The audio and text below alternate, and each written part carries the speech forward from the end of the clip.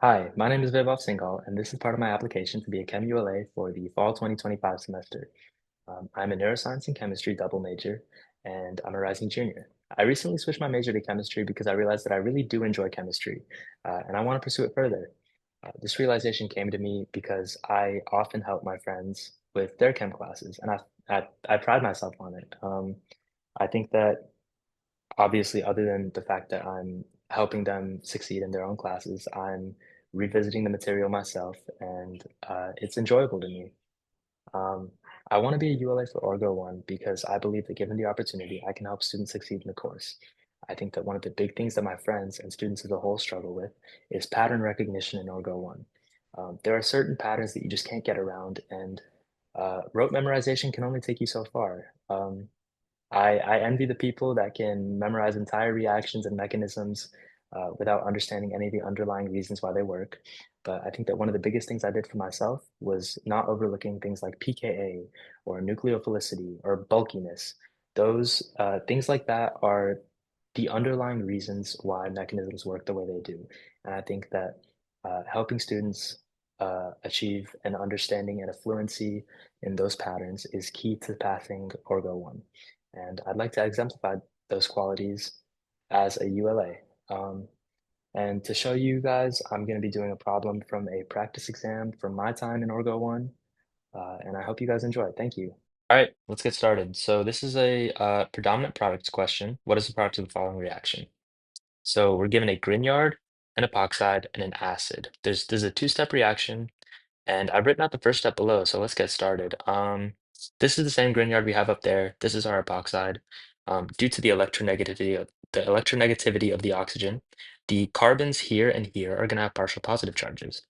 And here, the carbon is more electronegative than the Mg.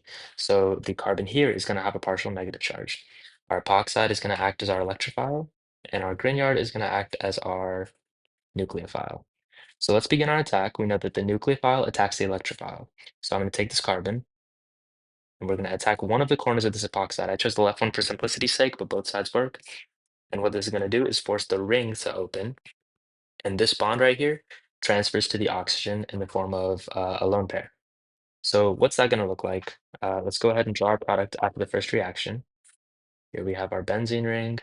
We have one. And before I go any further, I'd like to label this carbon A and this carbon B. We want to make sure that those carbons stay together since those are the ones forming the bond in between them. So here we have carbon A right there next to the benzene ring. And here we'll put carbon B. And so due to the ring breaking of this reaction, that bond no longer exists. So next to carbon B, we have a carbon and then an oxygen. So let's go ahead and write those. Next to carbon B, we have a carbon and an oxygen.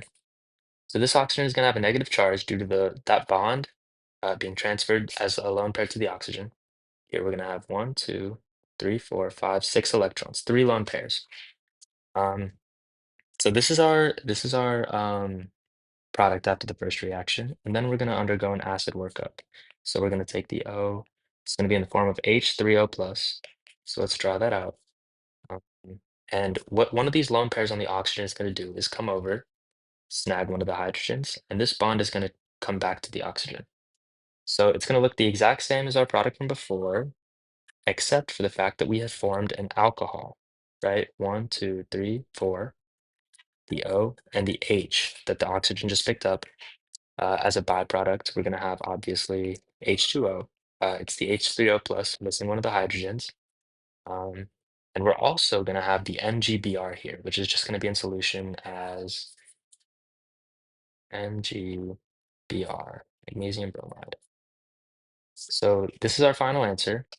This can be rewritten as the benzene ring connected to one, two, three CH2s, CH2, CH2, CH2.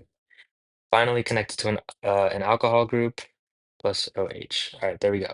So this is our final product. Let's go back to the problem and see which answer choice this corresponds with. So here It's not this one. This one has the epoxide still attached to the final product. It's not this one because we formed the alcohol as a primary alcohol in the end. It's not this one because it doesn't have enough of the CH2 groups. We had three. This one is two. It looks to be this one, right? We have three CH2 groups. We have a benzene ring on one side and an alcohol on the other. So I'm thinking it's this one. Sorry, I circled D, I meant to cross it out. And it's not this one. The benzene ring is not going to be in the middle. The epoxide does not react with this side of the benzene ring. So the benzene ring is going to be on one end. So it looks like our answer is D, number 4. All right.